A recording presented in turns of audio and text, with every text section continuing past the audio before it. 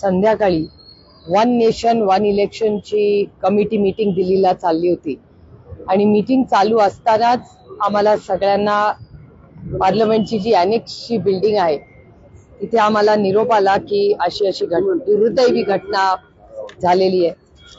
आधी अंदाजच येत नव्हता की नक्की काय झालंय, पण जी काय प्राथमिक माहिती येत होती त्याच्यातून आम्ही सगळ्याच खासदारांना, सगळ्याच पक्षाचे खासदार तिथे उपस्थित होते कमिटी मीटिंग मध्ये, आणि त्यातून थोडी माहिती आम्हाला दिवस संध्याकाळपर्यंत येत राहिली।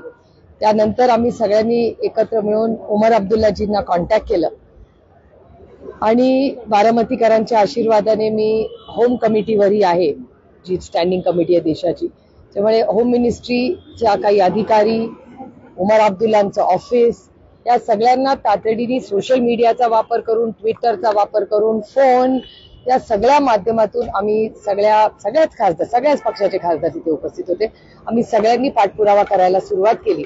आणि त्यानंतर आम्हाला माहिती आली की पुण्याचे 2 लोकांना कदाचित त्यांना गोळ्या लागलेल्या आहेत, कदाचित, काही कन्फर्म बातमी नव्हती। आणि नंतर त्या ज्यांच्या घरी ही घटना झाली, मी काही नाव वगैरे सांगत बसणार नाही कारण हे खूप सेन्सिटिव्ह इश्यूज आहेत, त्यांच्या घरातल्याच लेकीचाच आम्हाला फोन आला की असं झालेलं आहे आणि अशी परिस्थिती आहे। ही खूप दुर्दैवी, कितीही आपण सगळ्यांनी त्याचा निषेध केला तर कमीच आहे। याच्याबद्दल हा खूप गंभीर विषय आहे आणि मला असं वाटतं जोपर्यंत होम मिनिस्ट्री एक ऑफिशियल स्टेटमेंट करत नाही, माझ्यासारख्या लोकप्रतिनिधींनी अतिशय जबाबदारीने स्टेटमेंट्स केली पाहिजेत, कारण का विषय सेन्सिटिव्ह आहे। अजूनही अनेक लोक अनेक भागांमध्ये अडकलेली आहेत।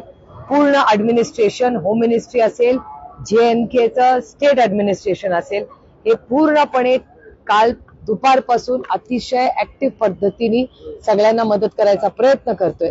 त्याच्यामुळे मला सगळ्यांनाच विनंती राहील आणि माझ्यापासून त्याची मी सुरुवात करीन की आता ही टीका टिप्पणी करायची वेळ नाही। आता पहिले आपले भारतीय लोक सुरक्षित आहेत ह्याला प्राधान्य देणं गरजेचं आहे।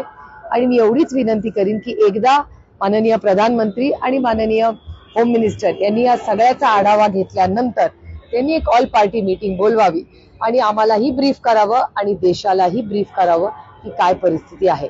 पण आम्ही सगळे जी कुटुंब आता काश्मीरमध्ये अडकलेली आहेत, महाराष्ट्रातली कोणाच्या मतदारसंघातली, कोणाच्या कुटुंबातली, कोणाच्या नात्यातली, त्या प्रत्येकाला जे आहेत तिथे तुम्ही राहा, तुम्हाला मदत लागणार असेल तर लागे। आज बारामतीतले काही आमचे वकील आहेत जे आज त्या भागात आहेत, ते योगायोगाने बघा त्या सोनमर्गला जायचा त्यांचा प्रोग्राम होता, तर त्यांना आर्मीनी आधार दिलेला आहे आणि आर्मी म्हणलेली आहे तुम्ही काळजी करू नका, तुम्ही सेफ आहात। मी कालही रात्री त्यांच्याशी बोलले, आजही बोलले। वनिता बनकरताई आमच्या, त्या ज्योतिताई झुरोंगे आमच्या, त्या तिथे अडकलेल्या आहेत। ज्योतिताईंचा आत्ताच रश्मी कामटेकरला फोन आला होता आणि आता ती रश्मीला असं एका फोनवर सांगत होती की आम्हाला परत येण्याची तिकिटा फार महाग पडतात। त्याच्यामुळे मी आता राम नायडूजींना आता कॉन्टॅक्ट केलेला आहे, पण ते दुसऱ्या फोनवर व्यस्त होते, सगळेच कोऑर्डिनेशन मध्ये व्यस्त आहेत। तर मी रेल्वे मंत्रालय आणि ट्रान्सपोर्ट, जे स्टेट ट्रान्सपोर्ट आहे, आणि विमान मंत्रालयाला तिघांनाही विनंती करीन ही काय प्रॉफिट करण्याची वेळ नाही, ही माणुसकीची वेळ आहे। जसे जमेल, ज्यांना इच्छा असेल त्यांना सुखरूप घरी आणण्याची नैतिक जबाबदारी आपल्या सगळ्यांचीच आहे।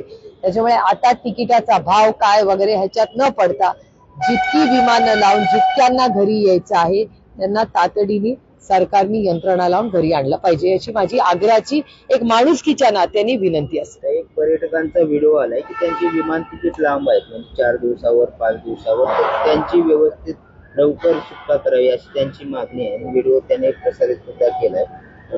विमान मंत्री आपल्या पुण्याचेच राज्यमंत्री आहेत, काय सांगाल आपण? मी कॅबिनेट मिनिस्टर राम मोहन नायडू, मी आत्ताच तुम्हाला म्हणलं की जे कॅबिनेट मंत्री आहेत, मुरली अण्णा मोहोळी आहेत, मी ऍक्च्युली राम मोहन नायडूंनाच कॉन्टॅक्ट केलं होतं, त्यांचा फोन येईलच 1-2-4 मिनिटात।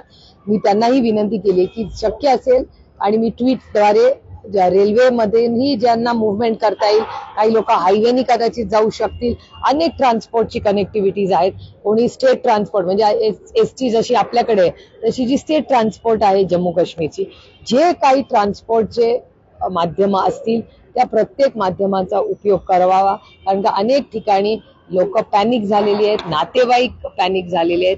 अनेक लोकांचे फोन येत आहेत जे पुढच्या आठवड्यात काश्मीरला जाणार आहेत ते कॅन्सल करतायत. त्यामुळे टुरिस्ट इतकं सुंदर पद्धतीने सगळं तिथे चालू असताना एवढं मोठं दुर्दैवी घटना काल झालेली आहे, त्याच्यामुळे सगळे अर्थातच घाबरलेले आहेत. पण आता आपल्याला लोकांना मदत करण्याची ही वेळ आहे. त्याच्यामुळे पुढचे 48 तास सगळ्यांची सुरक्षितता सुखरूप असणे, लहान मुलं, ज्येष्ठ नागरिक त्यांना मदत देणं, याच्यातच मला असं वाटतं आपण सगळ्यांनी वेळ दिला पाहिजे.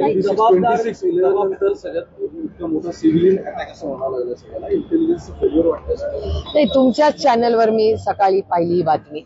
तुमच्या चॅनलवर अशी बातमी सांगण्यात आली की 2 आठवड्यापूर्वी हा एक माहिती सरकारकडे आली होती असं चॅनल्स म्हणतात. I have no confirmation about it. पण त्याच्यामुळे आता मी काय आरोप प्रत्यारोप करण्यामध्ये नाही, कारण का मला आता प्रत्येक नागरिक सुरक्षित परत येणं हे माझं आणि आमची जे कोणी आमचे ओळखी फ्रेंड्स तिथे आहेत त्यांना आम्ही कॉन्टॅक्ट करतोय. त्यामुळे अर्थातच इंटेलिजन्स फेलियर आहे का नाही, जर वर्तमानपत्र आणि टीव्ही पाहिला तर जे रिपोर्टिंग येतंय जम्मू अँड काश्मीर मधून त्याच्यात सांगण्यात येते की 15 दिवसापूर्वी काहीतरी असं इंटरसेप्ट झालं होतं.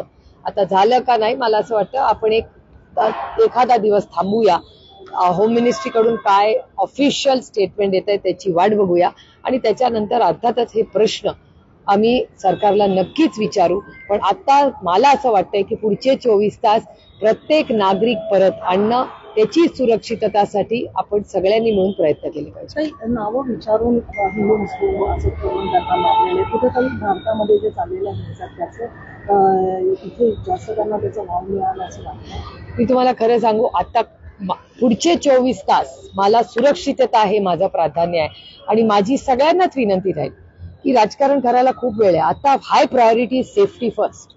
माझ्या स्वतःच्या मतदारसंघातले असे अनेक ग्रुप्स आहेत जे 22, 24, 48, 50 लोक एकत्र आहेत. ते सुरक्षित आहेत आणि ते परत घरी येईस्तोवर माझी जबाबदारी संपत नाही, कारण का ते माझ्या कुटुंबातले लोक आहेत. मी त्यांची लोकप्रतिनिधी आहे. त्याच्यामुळे आता उमर अब्दुल्लांचं ऑफिस, होम मिनिस्ट्री ह्याच्याशी आणि आता एक्स्ट्रा म्हणजे राममोहन नायडूंशी बोलून रेल्वे